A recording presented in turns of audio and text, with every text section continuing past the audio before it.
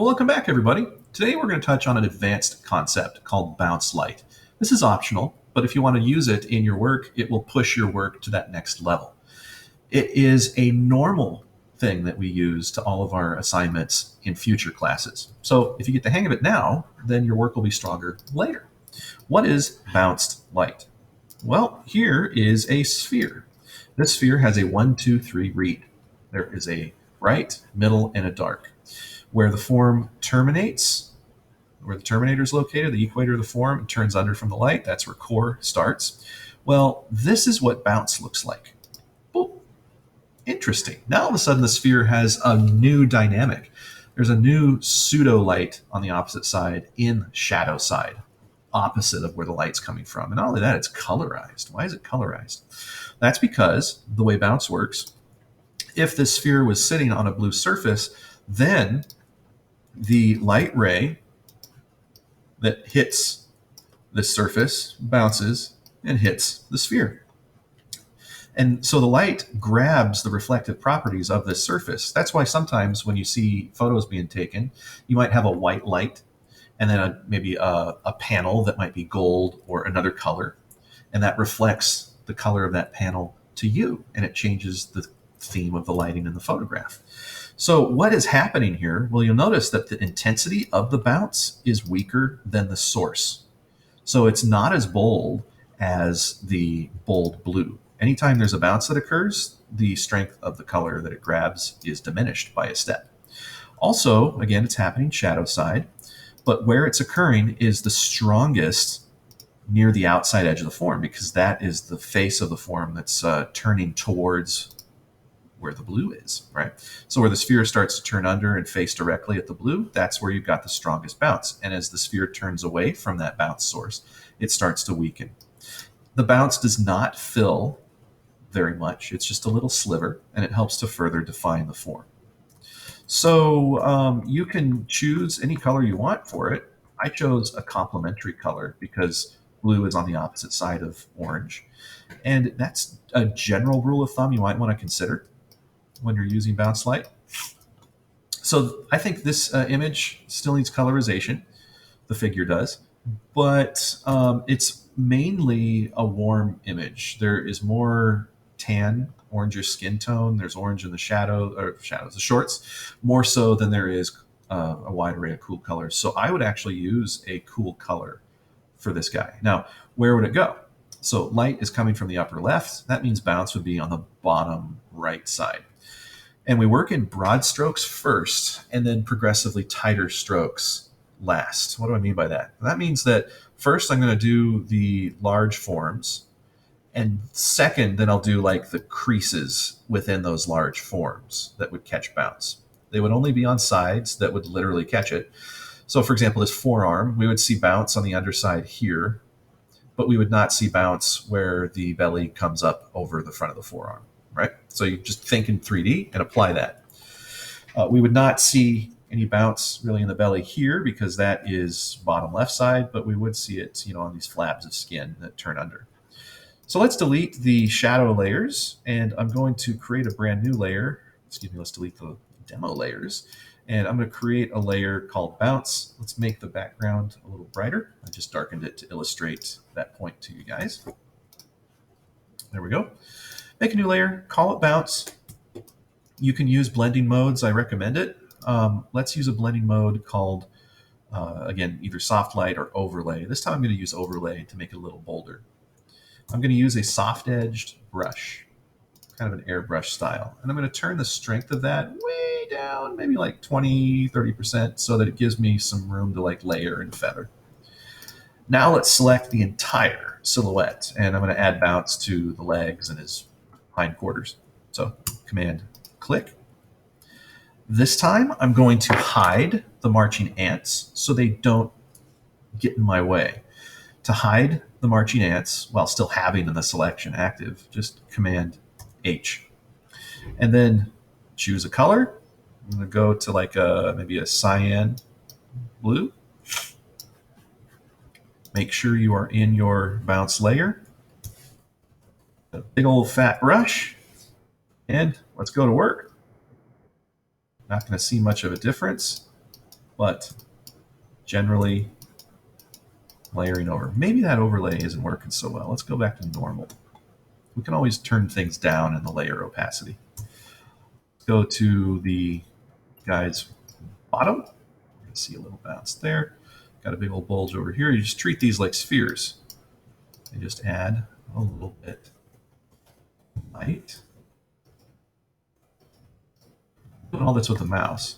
You can do it with a brush if you want to. Here is a fold.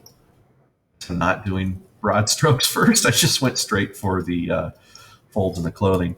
And then with a soft edged eraser, we can sculpt the shapes. Let's make it a little bit more angular, more like a crease. I got some bounce inside of the shorts where there's a big negative space, so we shouldn't see that. We'll see a little bit on the against the white of the socks. Get the inside thigh.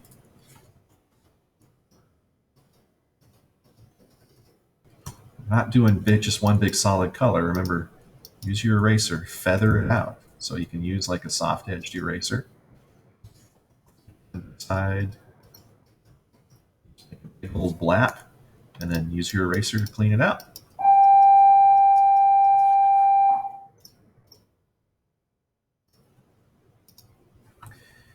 Okay, so that is working on the major outside areas of the form using that active selection. Now I'm going to deselect, and we got to work on areas inside the form. Now, just like you saw that as that sphere turns away, the bounce light gets weaker, so will it become weaker, in these top forms, okay? These lower areas that would be facing the light source, you're going to have the most. But I'm going to be using the lasso tool to separate areas. So this big flab is going to catch some bounce. So I'm going to use my lasso tool to protect the edge. That's why we have contour lines. And then loop out over here. It's not as important in this area. We just want a hard edge of bounce light against this shirt. And so now using my brush, I'm going to add in an area of bounce that's nowhere near as intense. And then using my eraser, clean up. So you see there's some areas of the selection that didn't need it. Let's get a little closer. Let's check our work. Oh yeah, got to feather out and erase right here. On, off, on, off. Yep, it's visible. And I think we got some fun with these creases here. So let's turn our bounce on. Let's do some bounce with these creases. So what parts of the creases? The creases do not catch bounce. The higher areas do. So we're going to protect this area. Loop it out. And with a big brush, add a little ridge. And then go over to this next raised area. Loop out, add a little ridge. Next area right here. Loop out, add a little ridge. Don't forget to use your eraser to maybe chisel out some areas where we shouldn't be seeing bounce. And let's turn off our flats and our shadow and all that, and let's see what we got here. Let's get rid of the line art. Yeah, looks like creases. That's pretty fun. So that's lassoing, why lassoing is so important. And I would go throughout the rest of the piece, areas that would catch quite a bit. Notice that the bounce here is not as bright and bold as it is down on the bottom, which is working well. Oh, I'm sorry, I got my mouse on. So yeah, sorry, I was just recording a vid here, everybody. So then let's start to apply it to some other areas. See if there's some spots that need it. Maybe the underarm over here. It'll be about as dim as the belly. So let's use our lasso tool. Loop out. And only apply the bounce in the area that's going to catch. I don't need much, doesn't need to be bold. And then if your brush was a little fat, I need to feather out on these corners to get a nice pointy edge. I'm not too happy with it. Let's do it one more time. 1, 2. I hope you're seeing it on the video clearly. There we go. Deselect, and oh boy, look, some of my paint spilled out into here. So it's always important to go back and clean up after ourselves. It's one of the reasons why contour lines really help us. They help to seal off different planes of color. Oh And I think probably going to get a ridge around the edge of this blue shirt. So I'm going to use my magic wand to select the entire thing. Let's hide the selection, and let's go back to our bounce, and let's add a nice little bright rim where the shirt is going to catch some of that blue light. There we go. Additional areas. And working in this manner just refines the image. So let's check our work again. Turn off the line art. Yeah, looks like things raise up.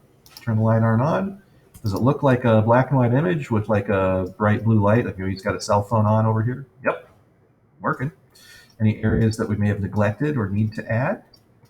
Well, if I was doing the entire piece, I would add bounce to the curvature of the chair, the undersides of the arm, and all that good stuff. And then light, shadow. Check your work in that manner. Flats, looking good. Turn the bounce off and on. Does it make it pop? Yep. And so that's been a little demo on bounce. You can always change the color of the bounce by colorizing it like we saw in the previous video. So I look forward to seeing you guys next time. Take care, everybody.